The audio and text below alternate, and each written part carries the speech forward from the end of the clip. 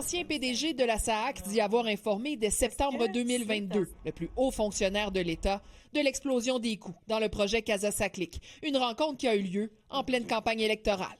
C'est sûr que j'ai parlé de 222 millions. C'est sûr que j'ai parlé des deux scénarios. Ce haut fonctionnaire, c'est Yves Ouellette. À titre de secrétaire général, il était un acteur de premier plan du gouvernement Legault. Est-ce que vous vous rappelez que M. Ouellette réagit d'une quelconque façon quand vous lui expliquez ce que vous présumez lui avoir dit? C'est pas une réaction qui m'a marqué. Toutefois, moins de 2 mois plus tard, une présentation est faite au ministre Éric Kerr en date du 31 octobre 2022. Il y a quelque chose qui attire mon attention, qui est l'avant-dernière ligne en gras.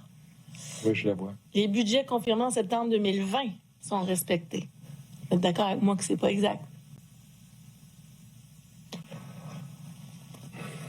Un moment embarrassant pour le témoin. C'est totalement fou, ça. Là. Pardon? C'est totalement fou, ça.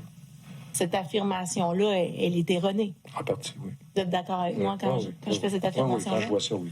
Quelques jours plus tard, cette information se retrouve également dans le document présenté à la nouvelle ministre des Transports, Geneviève Guilbeault. Contradictoire comme information entre ce que vous... Entièrement d'accord avec vous. Entre le document et ce qui est présenté le 7 septembre. Je suis entièrement d'accord avec vous et je répète que je trouve ça déplorable. Concernant le dépassement de coûts de 222 millions de dollars, 2 options étaient envisagées. Un seul versement de 222 millions ou fractionner la somme en 3, ce qui permettait notamment d'éviter de la rendre publique au départ.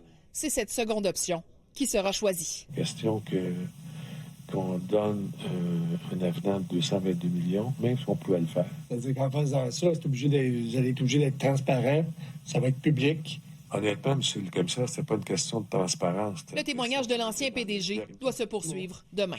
Élisabeth Laplante, TVA Nouvelles, Montréal.